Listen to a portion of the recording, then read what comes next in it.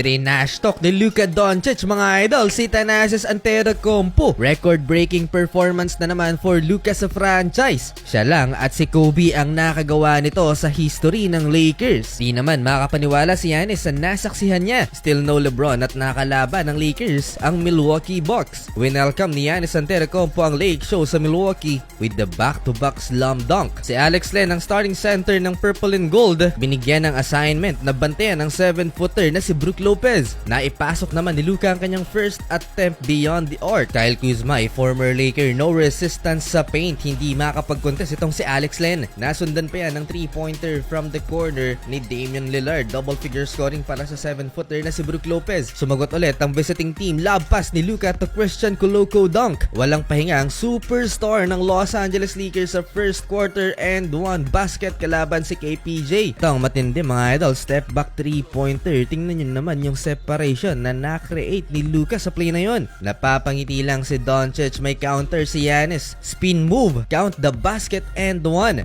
Luka versus Damian Lillard, contested 3-point basket from top of the key. Nagtala lang naman ng 16 points sa first quarter itong si Luka. Big impact din para sa Purple and Gold, si Dalton Knecht with 2 out of 2 field goal. 5-0 run for Milwaukee to end the first quarter, 33-29, 4-point lead for the home team.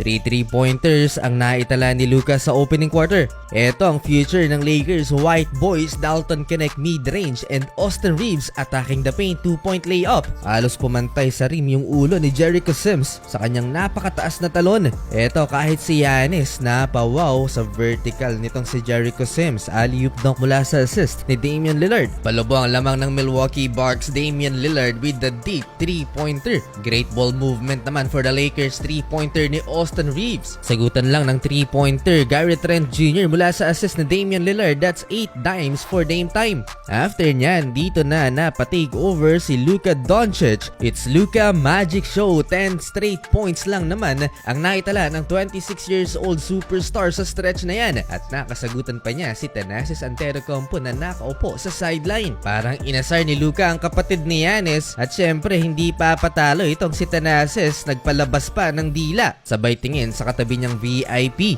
2 more field goal for Luka Doncic, a bank shot over Brook Lopez. At etong napakahirap na one-leg 3-pointer against AJ Green na kahit itong si Markieff Morris hindi na makapaniwala at pailing-iling na lang sa bench ng Lakers. Babaan na lang sa dalawa ang doseng lamang kanina ng Milwaukee, 50-48. After ng takeover mode ni Luka, nagpakawala naman ng tatlong magkakasunod na tres ang Milwaukee. Dalawa ay nagmula kay KPJ. 90 seconds left bago ang halftime. Naitala ni Luka ang kanyang 29 points with this and one basket kalaban si Kyle Kuzma. A pure masterclass performance for Luka Magic, 29.7 rebounds, 2 assists and 2 steals with 5 triples and 60% shooting from the field in 19 minutes. Grabe yun. 71-63 at the half, Milwaukee Bucks lead by 8 halftime.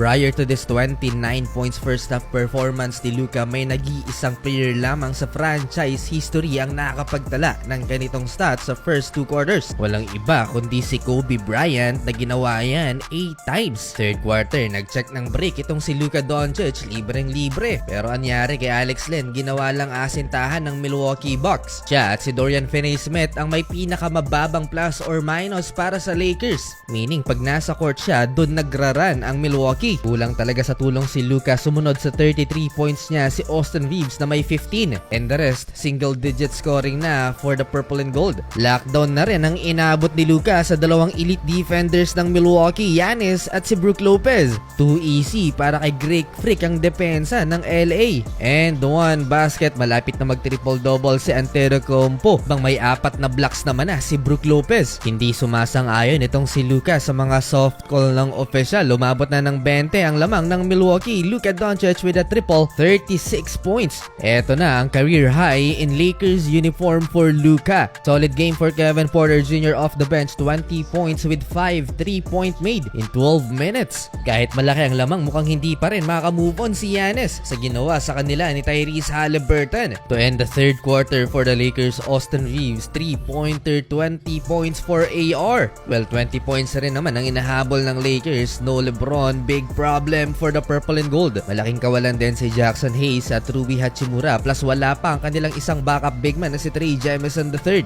Without Luka on the court, napatake over naman si Austin Reeves 8 early points. Pinasok din ni JJ Redick si Markieff Morris for the first time dahil hindi nila naasahan si Alex Len. To protect their big lead, pinasok pa si Giannis Antetokounmpo at Damian Lillard. Halfway na itala ni Luka ang kanyang first 40-point game as a Laker. Pumapalag pa ang Lakers, Markieff Morris 3-pointer and Luka Doncic nag-ala Rajon Rondo. All out pa rin si Luka mga idol, adds another long 3-point basket. Last 4 minutes ng fourth quarter, Damian Lillard mid-range. Back to 20 points ang lamang ng Milwaukee Bucks. Dito na rin sumuko si JJ Redick at inupo na si Luka Doncic. 1 assist away na lang sana si Giannis for another triple-double performance pero nilabas na siya ni Coach Doc Rivers. Ayaw pa sanang magpa-sub out mga idol. Panalo ang Milwaukee. Malapit na magsimula ang NBA playoffs. Patuloy ang pamimigay ng 1xBet ng 12,000 pesos bonus na sa comment section ng link at promo code. Isang mahigpit na paalala, keep it fun and gamble responsibly.